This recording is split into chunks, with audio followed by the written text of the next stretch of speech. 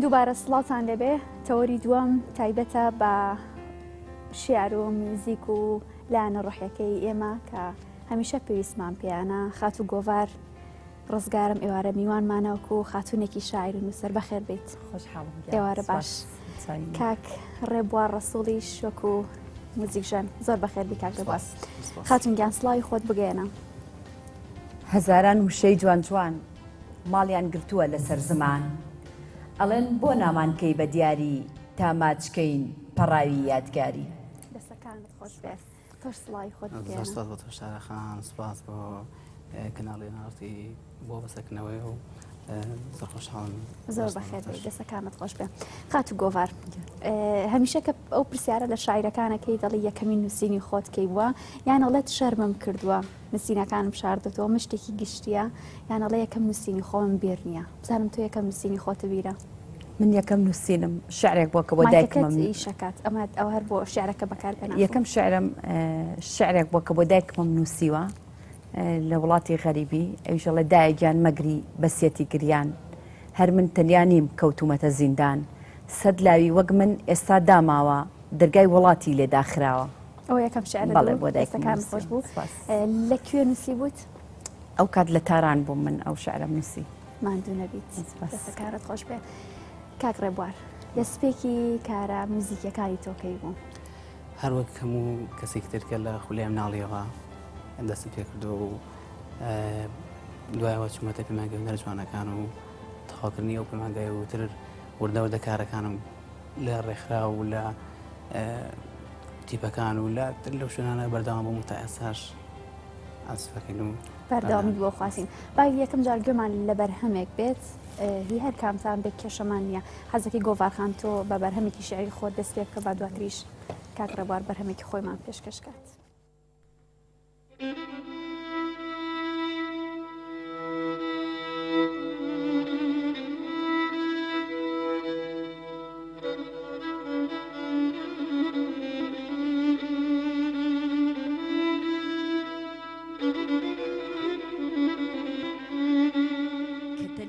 دەنووسمەوە هەموو ئاوێنە شکاوەکانی پێکەوە بوونمان شاهیدیم بۆ ئەدەن،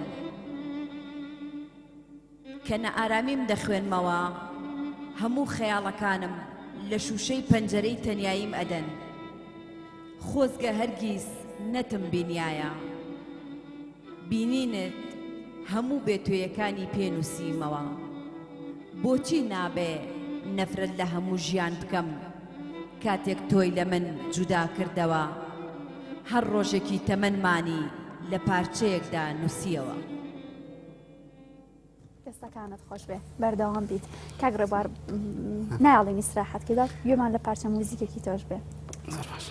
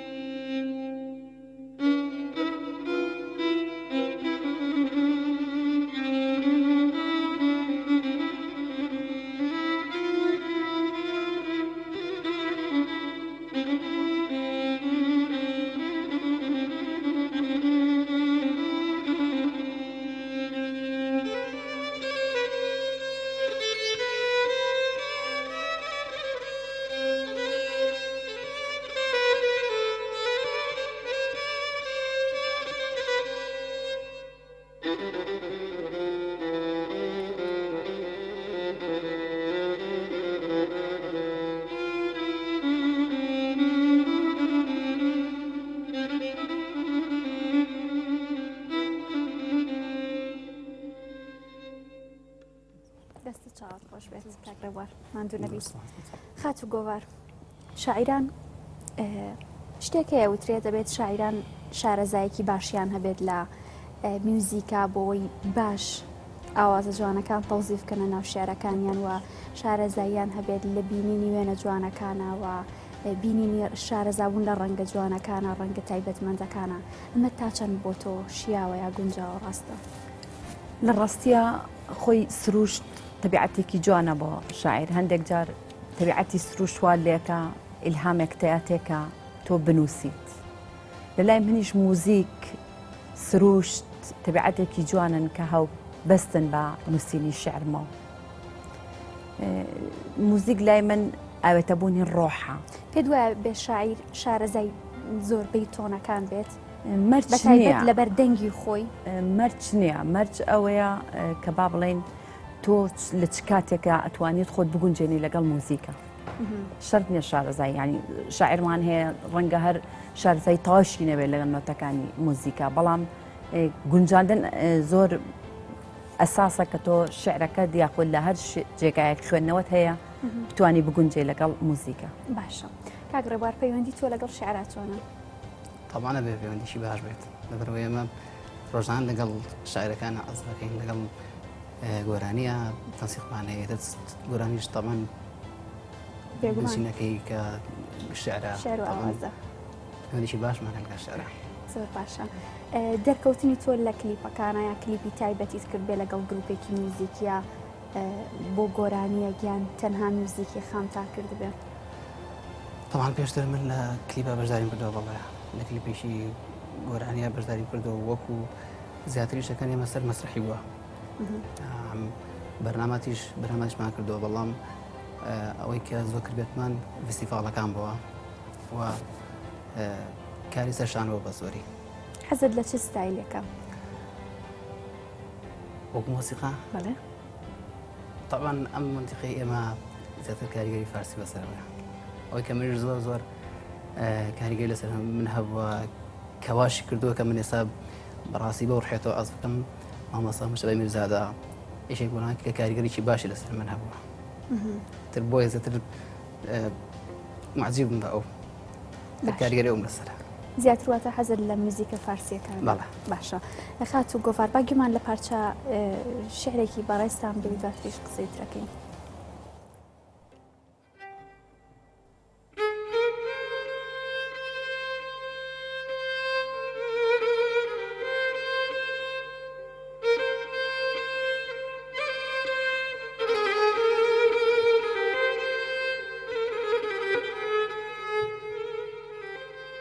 کە من مردم با هاژەی دەریا بوەستێ مەلەکان باڵ لێ نەدەن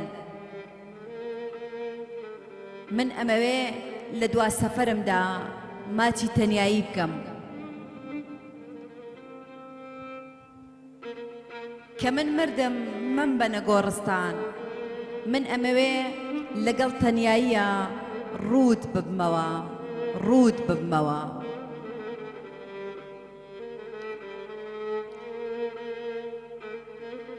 کە من مردم بمخەنە ناو دەریاوە با جستم بە ئەو نەهەنگە بێ کە چەندین ساڵە ڕوتمەکاتەوە و هەر لێم تێر نابێ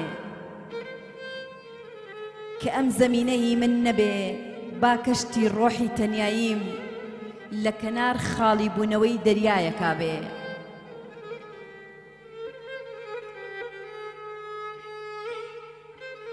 کە من مردم گەر بۆ ساتێکیش بێ لە ئامێزی خەیاڵی تەنیاییم مەکەنەوە من ئەمەوێ باردار بم لە تەنیایی من ئەمەوێ کۆشکەکەم لە نێو دەریا بێ مناڵەکەم ناوی خەیاڵ بێ هاوسەرەکەم سەرابێک بێ من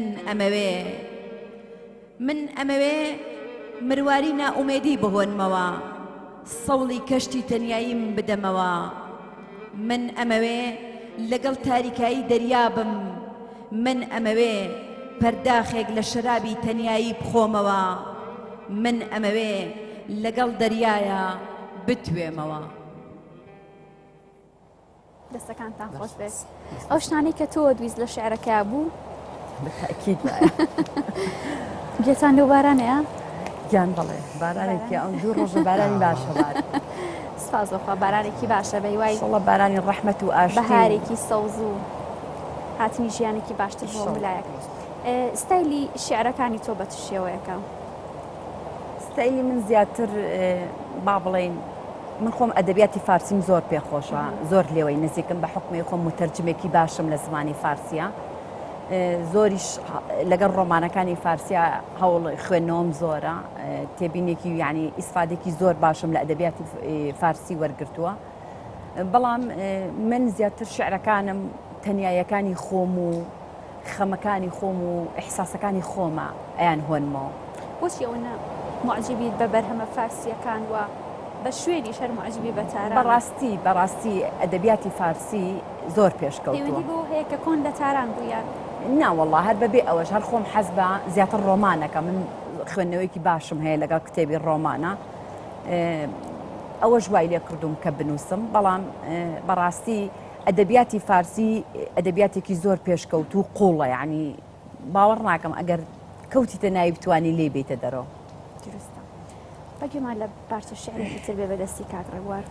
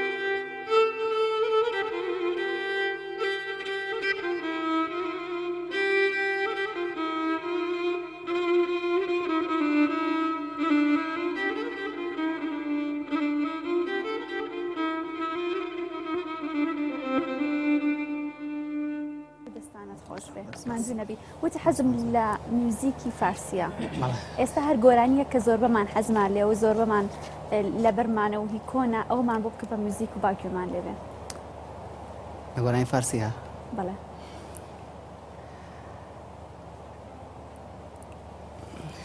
گۆرانێکی خاتون سەوسەن هەیە ئەمە زۆرمان ژێمان لێ بووە تۆزێکیم لێ خاڵ لێ ئێستا بۆتان ئەسفەکە ماشنە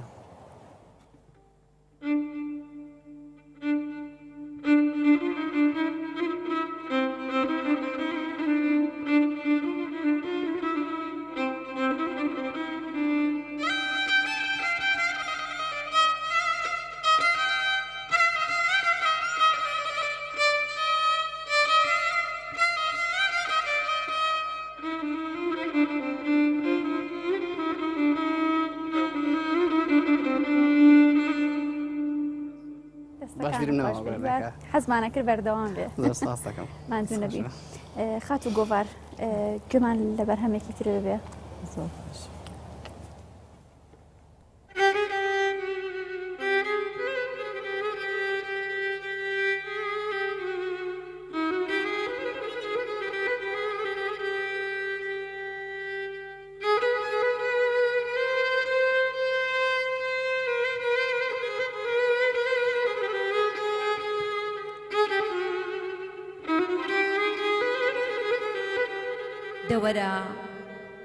دەوەرە دڵتم بۆ بکە بە گۆڕستان با لە ئامێزێکی دەمە و بەیانیانە بۆ یەک جاری چاوەکانم لێک بنێم دەوەرە با کاتژمێری تەمەنم لە لانەی دڵی تۆدا ڕابگرم دەوەرە چیتر سەفەر مەکە و مەم گرێنە چاوەکانم با تێر بکەم لە بینینی باڵات دەبا چیتر بیرت نەکەم بیرت نەکەم. ماندوو نەبی زۆر جار شاعیران ئەڵێن وشە غەدری کردووە لە خەیاڵی ئەمە دروستە؟ زۆر جاریش وشە ئەو هەستەی تۆ نانووسێتەوە، یعنی زۆر جار تۆ لە خەیاڵێکی وایە یان لە ئیلهامێکی وایە وشەکان زۆر کەمن بۆ نووسینەوەکانی تۆ. بەڕاستی تەنیایی شتێکی کاتێکی زۆر جوانە بۆ نووسینەوەی شێعر لە لای من هەموو کات ئەڵێم ڕەنگە هێشتا وشە زۆر کەم بێت بۆ نووسینەوەی ناخی من بۆ درکاندنی ئەو هەستێک کە لە ناخمایە. زۆرترین کات بە تەنها ئەنووسیت؟ من ئێستا بە حکمەوەی کە دایکایەتیم پێبەخشراوە ماوەیەکی زۆرە بەڕاستی لە نووسین تۆزێک دوور کەوتومەتەوە، بەڵام بەڵێ زۆربەی نووسینەکانم تەنیاییە، لە کاتی تەنیاییە حەز بە نووسین. چەند مناڵەت هەیە؟ 2 مناڵم هەیە. خوا لێت نەسێنێ. کاری خۆت چییە؟ کاری خۆم من خۆم کۆلیجی بازرگانیم تەواو کردووە، متەرجمی زمانی فارسیم، لە ئێستاشدا لە نشینگەی سلێمانی وەکالەتی کۆمپانیایەکەم هەیە لەوێ ئیشی ئیقامەی بیانیەکانەکەم. دەستەکانە خۆش بێت، ماندوو نەبیت. سپاس بە خۆش ژنانی ئێمە ئێستا زۆر چالاکن، زۆر باش هاتوونەتە پێشەوە. پێت وایە زۆر جارە ماوترێت ژیانی هاوسەرگیری بریتیە بێت لە کۆسپێکیان نە کۆسپێک ڕێگریەکی بچووک بۆی کە ژنان بەردەوام بن لە نووسین، بەردەوام بن لەو ئەکتیڤ و چالاکی کە خۆیان هەیەن بۆ لە پێشترا. بە دڵنیاییەوە شتێک هەیە بێتە کۆسب، تۆزێک ژیان ئێستا قورس بووە، ئەرکی دایکایەتیش لە هەمووی قورسترە بەڕاستی، بەڵام ڕەنگە هێشتا هەر کاتت هەبێ، ینی چونکە ئەمە هیوایەتێکی ئینسان خۆیەتی نووسین کاتێک ئەتوانێت هەر بەرنامەیەک یان کاتێکی پێ ببەخشیت. باشە، لە چ بوارێکا وەرگێڕانەکەیت؟ لە بواری زمانی فارسیە. لە چ بوارێ بابەتێکاوەتە؟ بابەت من زیاتر با بڵێن ئەو ئیش و کارانەی ئەو بیانیانی کێنە ئێرە وەکو دامەزراندنی شەریکات و کۆمپانیاکانیان من لەو بارە ئیشی تەرجمە و گۆڕانکاریەوە زیاتر چیتە بواری هەوڵم ماوە، بەڵام بەخوا کاتم زۆر کەم بوو. ئەینا یعنی تا چارێکێکیش ڕۆیشتوم، بەڵام کات بواری نێاو. ئەینا زۆر حەزەکەم بەڵێ بە وەرگێڕانی کتێبە فارسیەکان بە تایبەت ڕۆمانەکان هەوڵی تەواویشم ماوە، بەڵام میسراو فارسیەکان خوێنیتەوە؟ بەڵێ بە تاکید ڕۆمانیشم زۆرە لە کتێبخانەی ماڵە خەنجیلانەکەمە، چونکە من زۆر احتیمام بە کتێبەیەم، جوانترین دیاری لە لای من کتێبە. خۆشت کە دیارە بێ بۆ یەکێ چێ بێت؟ زیاتر کتێب. ئەو هاوڕێیانم کە شاعیرۆن دیاریان بۆ بەرم چ ڕۆژی لە دایکبوونیشیان بێ بە کتێب ینی بەسەریانەکەمەوە. ماندوو دەبیت.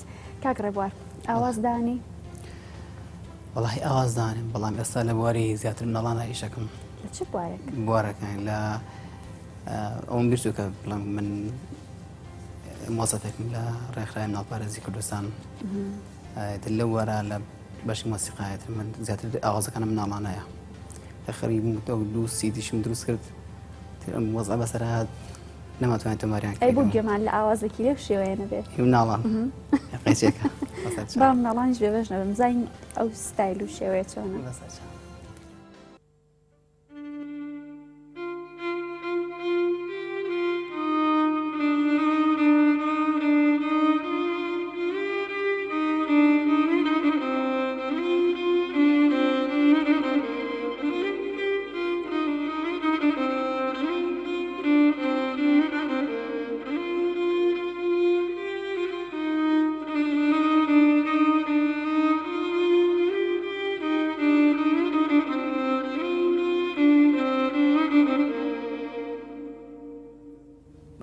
باران و ئێستای کاتەکە دەستەکانە خۆش ئەمیز گۆرانیەکە بێتەوە خەیاڵم بەس دەبزانکە ماندوو نەبیت. بەس ئاواز بۆ مناڵان دانیت؟ زیاتر ئەڕەوەڵڵا کەمتر لە بواری، چونکە ئیشەکەی من هەر ئەوەیە هەم لە مەکتەبی شەهر لەگەڵ مناڵام، دوو ئیشی من دوو کاتی من لەگەڵ مناڵایە زیاتر. زۆر باشە، ماندوو نەبیت. با باز لە فەرهەنگی زمانی کوردی بکەین. پێت وایە لە ئاست ئەو خەیاڵێکە هەیە وەکو پێشتر باسمان کرد یاخود لە ئاست ئەو ویستانی شاعیران و نووسەرانە کە هەیە هێشتا کەمە هێشتا دەرەقەتی ئەو خەیاڵ و ئەزمونەی نووسەرەکانمان نایەت؟ بەخوا فەرهەنگی کوردی زۆر کەس دەستی لێ ئەیات و خۆی تێوە ئەیات. بەڕاستی فەرهەنگی کوردی فەرهەنگێکی جوانە. ئێمە ئەگەر چەندێک پاراوتریکەین و پەروەردەیکەین هێشتا هەر کەمە، بەڵام نووسەری جوانیشمان هەیە. ئەتوانین بڵێن یعنی ئێمە یەکێک لەو گانەی کە من زۆر بە سەرکەوتوترین و بە جوانترین شاعیرمدانە شێرکۆبێ کەس بوو بەداخەوە ڕۆحی شاد بێت. فەرهەنگی کوردی زۆر لەوە جوانتر و گەورەترە، بەڵام ینی لە ئێستاە زۆر کەس با بڵێن کە خۆی هەڵەواسێ بە فەرهەنگی کوردی یاخود بە نووسین و بە کۆمەڵێشتەوە تەنها چەند کاتێکی خۆی پێباتە سەر یاخود مەبەستێکی پێ تێرەکات و واسی لێنێ بەداخەوە. بەتایبەت شاعیرێکی شاعرە من وەک خۆم بەتایبەت قەڵەمە ژنەکان بەتایبەت من کەژاڵ ئیبراهیم خدر زۆر حەزم بە نووسینەکانی زۆر جوان و عاشقانێ. ئێستاش ئاگاداری نووسینەکانی هەیەیانە و بڵاوکراوانەیە کە خۆی بڵاویەکاتەوە؟ بەڵێ بەتاکید هەر متابعەم لەسەری هەیە. وەکچووکە دۆستێک و هاوڕێکی نزیکمە. من بەعام هەموو شاعیرەکانم خۆشەوەیە، ڕێز و حورمەتم بۆ هەمویان هەیە، بەڵام وەکو کە ئەوەی کە من زۆر بیخوێنمەوە و یعنی زۆر با بڵێن متابعەی بکەم، یعنی زۆر حەز بە نووسینەکانی کەژاڵ ئیبراهیم خدرەکەم لەبەرەوەی شعرەکانی زۆر بە ناسکی داوەزێنێ لە لای من زۆر جوان. باشە بەگوێمان لە پارچە شعرێکی تر بێ.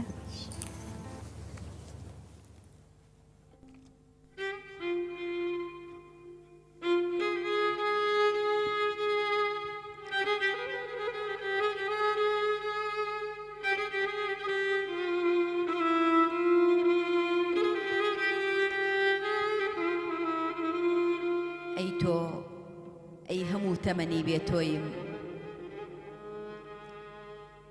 ئەگەر ڕوخسەت هەیە با لە پەنجەرەی ڕۆحی تۆ بدەم، ئەگەر پەنجەرەکەت بکەیتەوە ڕەنگە تەنها پەنجەرەیەک بەس بێت بۆ عەشق و خۆشەویستی. ئەی ئەو کەسەی لە دڵم دای چەندە درەنگە بۆ عەشق و چەندە زووە بۆ پیری، وای چەندە زووە بۆ مردن و چەندیش درەنگە بۆ ژیان.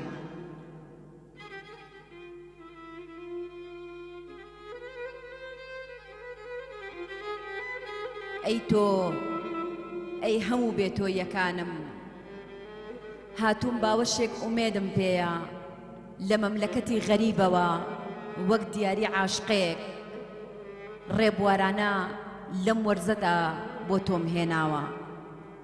ئەگەر ڕوخسەت هەیە با لە پەنجەرەی ڕۆحی تۆ بدەم و برینی عەشقت بکولێنمەوە، بۆ ئەوەی لەو پەنجەرەیەوە وەک ڕێگایەکی قاچاخ دڵمان بتوانێ بێترس هات و چۆ بکات و هەر لەوێشەوە ماچەکانمان ئاڵ و گۆڕ بکەین. ئەی تۆ ئەی هەموو تەمەنی بێتۆیەکانم.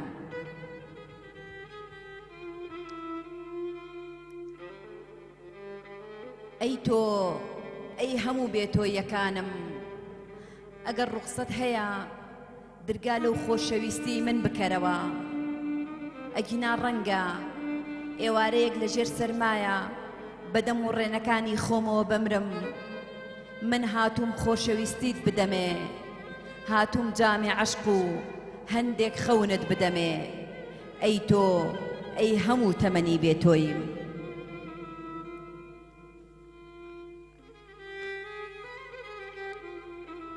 وا ئەم نیشتیمانە بۆ بە پارچەیەک زەمین لە عەشق و منیش بە تۆفانێک لە خۆشەویستی.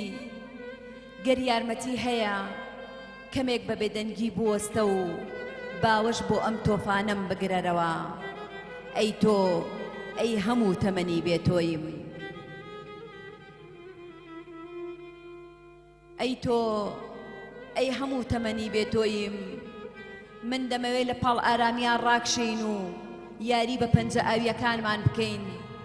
تاوەکو ماڵێک لە عەشق و دەرگایەک لە خۆشەویستی دروست بکەین ئەی تۆ ئەی هەموو تەمەنی بێ تۆی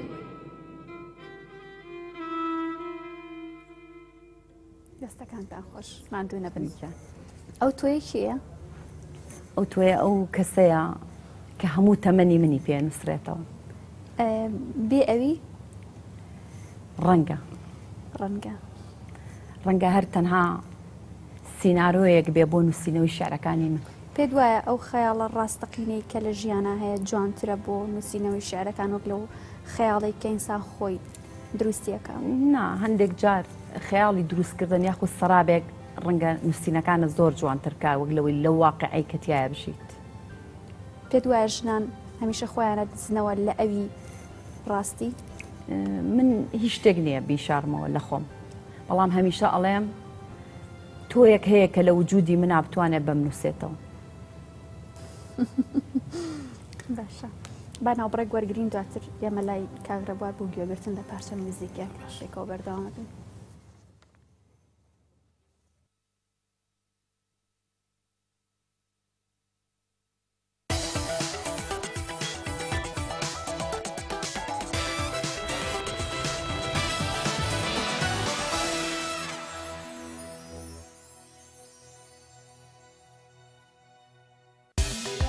کەمێکی تر کۆڵانەکانی پشتەوە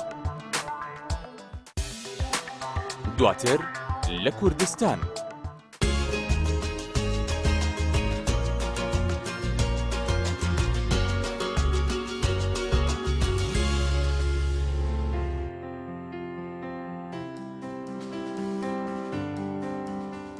دووبارە سڵاتان لەبێ کاگرەبوار باگومان لە پارچە موزیکێکی تر بێ.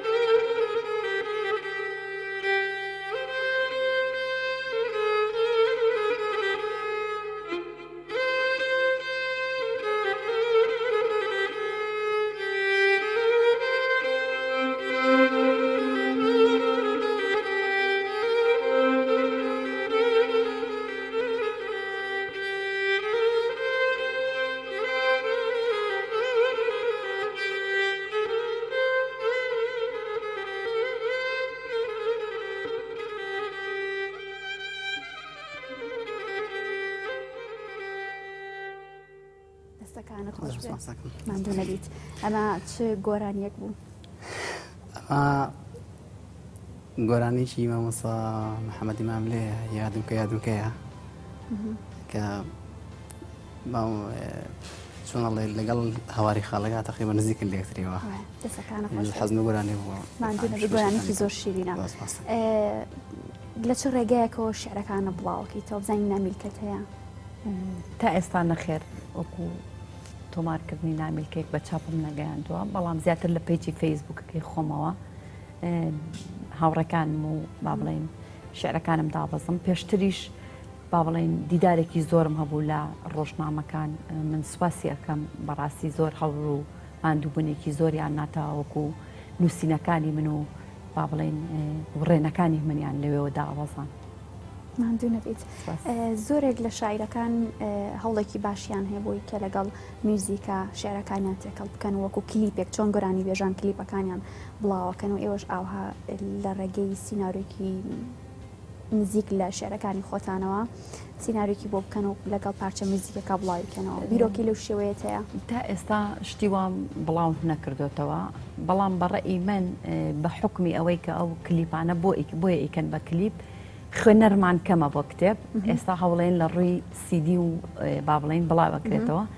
من خۆم ئەوە کتێبم خۆشەوێ، یعنی تاوانە پێم ئەگەر بیخەمە سەر سیدی و کتێبەکان یعنی کتێبت خۆشێ بزانین کە کتێب بڕیارە بێەوە کتێب چاپ بکەی یان نامیلکێ؟ وڵی لە بەرنامەما هەیە، بەڵام پێش ئەوەی حەزەکەم کە نامیلکێکی شعری بڵاوکەمەوە. من زۆر حەز بە نووسینی ڕۆمانەکەم، هەوڵێکی زۆریشم ماوە، بەڵام بە حکمەوەی کە دایکایەتیم هەبوو ئەم ساڵ زۆر تەخیری کردم. ئەگینا من هەموو هەوڵەکانم زیاتر بۆ نووسینەوەی ڕۆمانێک بوو، بەڵام لە ئێستاە کە دواکەوتوم بە خاطر دایکایەتیەکەم بووە. حەزەکەم یەکەمین کتێبم کە دەرچێ بە ڕۆمان نامیل، ینی کتێبێکی ڕۆمان بە بیرۆکەی کامنووسە لە ڕۆمانەکانی کورد سەرسامی. من زیاتر پێشتریش ئاماژەم کرد، زۆر کتێبە خوێنمەوە. جا لە فارسیەکان بەبێ ئەوەش کوردیەکانیش زۆرە خوێنمەوە، بەڵام کتێبەکانی شێرزاد حەسەنیشم زۆر لە لاجوانە. بەرداوامی بۆ خوازم. کاگرەبار نزیکین لە کۆتایی پرۆگرامەکە چیتان ماوە بوتن؟ خۆش بە باسی بکەم هاوکارەکانی من بەڕاستی کە لێرەوە زۆر سپاسیان دەکەمیشی لەوانە هاوڕێز خۆشویست مامۆستا حامید کە لە مناڵی هاوکاری من بۆ تا ئێستاوە زۆر بەڕێز و خۆشەویست کاک هەرێم کاکەیی کە پاڵپشتێکی بەڕاستی من و دایانی وەکو من بووە. هەر لێرەوە چاوی ماچەکەم و هیوادارم بەردەوام لەسەر ئەویشە جوانێک ئەو ئیژێکە بۆ مۆزیک ژەنان بۆ هونەرمەندان بەعام بۆ ڕێکخراوەکان هاوکاریشی زۆر باشە و لێرەشەوە هاوکاریم و زۆرم پێ خۆش بوو کە ناوی بێن و باسی بکەم. دەستەکانت خۆش بێت. ماندوو نەبوونیت لە یەکەم قات و گۆڤار چیت هەیە بۆ کۆتایی پرۆگرامەکە؟ وڵا ڕێز و خۆشەویستیم بۆ هەموو کارمەندانی کەناڵی NRT2 هەموو ئەو هاوڕێ ئەزانی پشتی کامێرا سوپاسیانەکەم هەوڵومان دووبوونێکی جوانێنە. دووبارە خۆشحاڵ بووم کە جارێکە لە بەرنامە جوانەکەی جەنابتا خۆم بینیەوە. ئومێ دەکەم هەموو ئافرەتێکی کەش وەکو ئێمە بتوانێت بێتە سەر شاشەیەکی وەکو کەناڵە جوانەکەی NRT و هەست و ئیحساسەکانی خۆی لێرەوە بەیان بکات. دەستەکانت خۆش بێت. گوێمان لە بەرهەمی ئێوە بێت ماڵاوی لە بینەرەکانی خۆمەکەم هاوڕانی عزیز ئێوارەتان پێشکەشکرات هەست بینە پێچانەگەمەوە. خۆشحاڵ بن، خواتان لەگەڵ.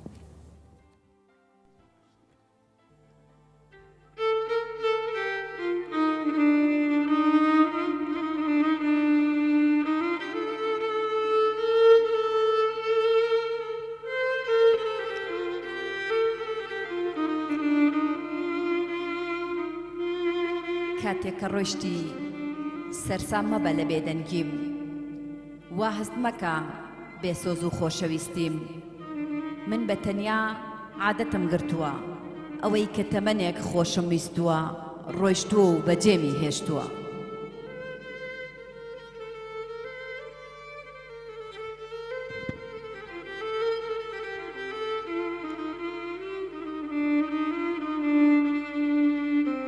کاتێک کە باران دەبارێ جەستەم بە تونۆکە بارانەکان ئەسپێرم، ئەڵێن باران ڕەحمەتە، لەوانەیە دەستی منیش بە دەستی تۆ بگەیەنێ. باران بەهانەیە، ئەمەوێ لەژێر بارانەوە بگەم بە تۆ، ئەمەوێ وەکو دڵی شەو ئازاد بم، غەرق بم لە ناو دڵی ئاسمانی شەو. بە دەنگی باران دووبارە چاوەکانم باراناوی ئەبێتەوە. چی بکەم کە تۆ بۆنی بارانە لێدێ؟ من و ئاسمان هەموو ڕۆژێ ئەبارین و ئەبارین و ئەبارین.